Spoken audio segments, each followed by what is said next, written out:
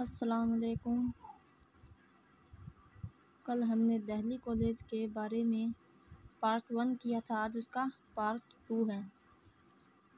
اس میں دہلی کی خصوصیات کا ذکر کیا تھا۔ آج ہے نمبر 3 پر سوز و گداز، درد و اثر اور حسرت و یاس کی شدت۔ دہلی کی شاعری کا یہ ایک خاص رنگ ہے۔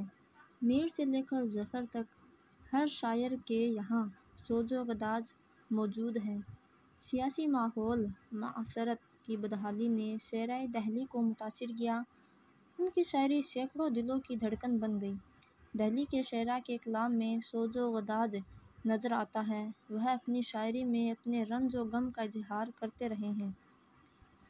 اس لیے ایک شعر ہے: میری قسمت میں غم یا رب اتنا تھا، میری قسمت میں غم یا رب اتنا تھا، دل بھی یا رب کئی دیے ہوتے۔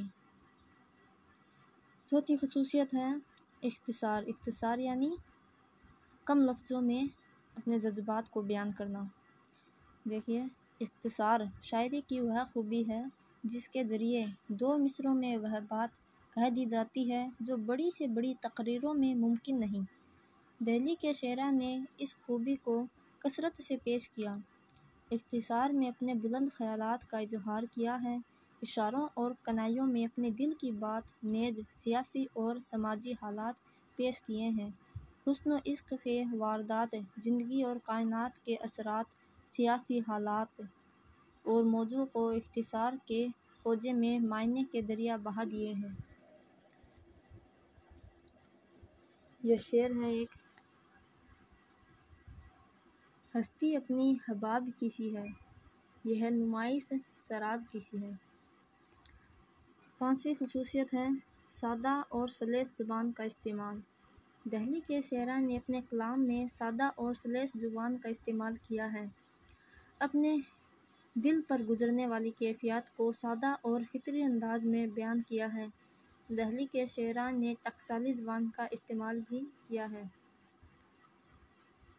ہمارے آگے تیرا جب کسی نے نام لیا، ہمارے آگے تیرا جب کسی نے نام لیا، دل ستم زدہ کو ہم نے تھام تھام لیا۔ وائے ناکامی کی وقت مرگ یہ ثابت ہوا، خواب تھا جو کچھ کی دیکھا جو سنا افسانہ تھا۔ لطیف استعارے اور تشبیہات کا استعمال۔ دہلی کے شاعراء نے اپنے کلام کو لطیف استعارہ و تشبیہ سے آراستہ کیا ہے۔ اس سے اردو شاعری میں دلکشی و شگفتگی پیدا ہو گئی۔ ناز کی اس کے لب کی کیا کہیے، پنکھڑ ایک گلاب کی سی ہے۔ یہ شعر میر تقی میر کا ہے۔ یہ اوپر والا جو تھا، ہستی اپنی حباب کی سی ہے، یہ نمائش شراب کی سی ہے، یہ بھی میر تقی میر کا شعر تھا۔ دہلی اسکول کو جو چیزیں نمایاں کرتی ہیں وہ بیان کی شیرینی اور حلاوت ہے۔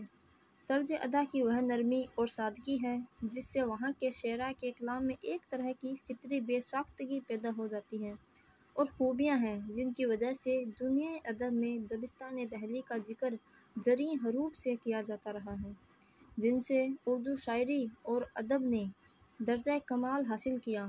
شوقیہ شاعری اہل ادب کے دلوں پر حکمرانی کرتی ہے اور اس کا ادبی مقام تاریخ میں ہمیشہ بلند رہے گا۔